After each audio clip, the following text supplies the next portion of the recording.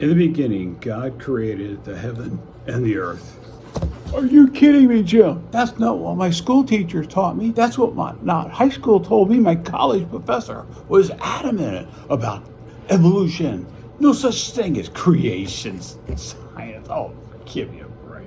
And you go to any state or federal park and they'll tell you this thing is hundreds of thousands of years or millions and millions of years old. And then we got theory of evolution. It's not a fact. They can't recreate it, just like we can't recreate what happened in Genesis 1.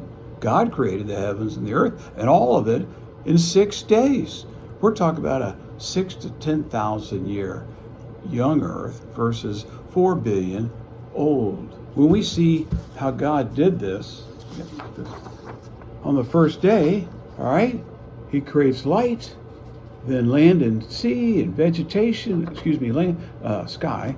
And then over here, he's got the moon, stars, and sun. He's got the birds and the fish. And then he's got mammals and man. And on the seventh day, he rested. Each one, it tells you the evening and the morning were the beginning of the first day, second day, out times. That's what the Bible says. Pretty simple. All right? If it wasn't simple, then it would be difficult. And that's why there's so much information about the evolutionists, because they have to stretch out these molecules of supposed truth to connect. Look, intelligent design, okay, beats evolution if people would just think a little bit. Hey, you're on Willis Wonders. You have got to wonder about this, okay? That's what I'm talking about. Natural impossibility of this evolution. Science has never just proven creation.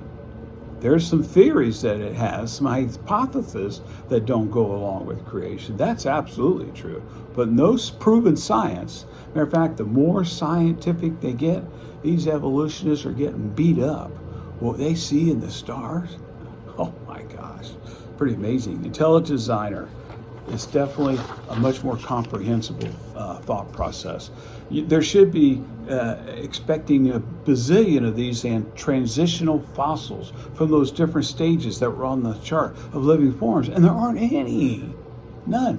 Those human ape men that they found back in the 50s and 60s have all been proven to be a monkey or a man, not a Neanderthal, not an in-between.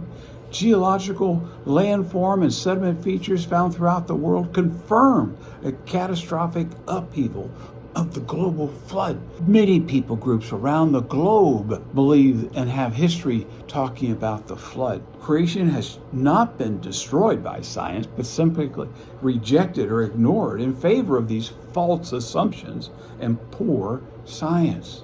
Atheists who are afraid of being admonished or corrected or challenged ridicule those that suggest that there might be evidence of creation. Why?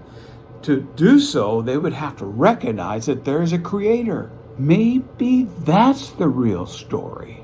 They've got to come up with something besides God created heaven and earth, like the Bible says, because it goes on and says that he is God and you're man and you're accountable to him, a moral responsibility.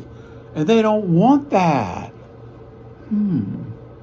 Maybe it has to do with their will to live like they want to live and don't want to live in a healthy world where the Bible teaches us to live. Look at the facts, examine the science of creation, and remember that the flood changed everything. Look, there's a couple places here.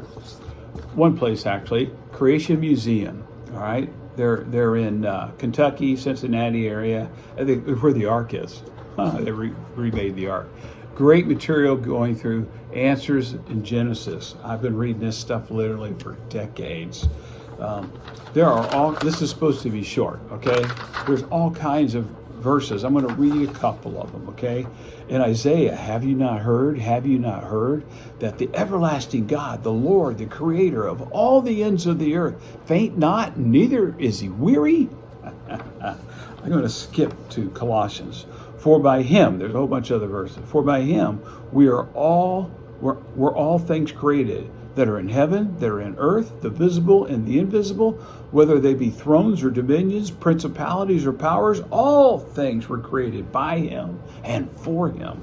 And And the last one in Revelation 4:11. Thou art worthy, O Lord, to receive glory and honor and power, for you have created all things, and for your pleasure were they created. Man, that is just so fantastic. There's these. I got a whole bunch of these really cool God left us clues. I'm going to read just one of them and just give you an idea. A sliced carrot looks like a human eye. The pupil, the iris, radiating lines look just like the human eye. Cut a carrot and see. And yes, science now shows that carrots greatly enhance blood flow and the function of the eyes. Then it goes on with tomatoes and grapes and walnuts. Oh my gosh. God is a designer of variety. A young earth. That's what I'm wondering about. Hope you are too.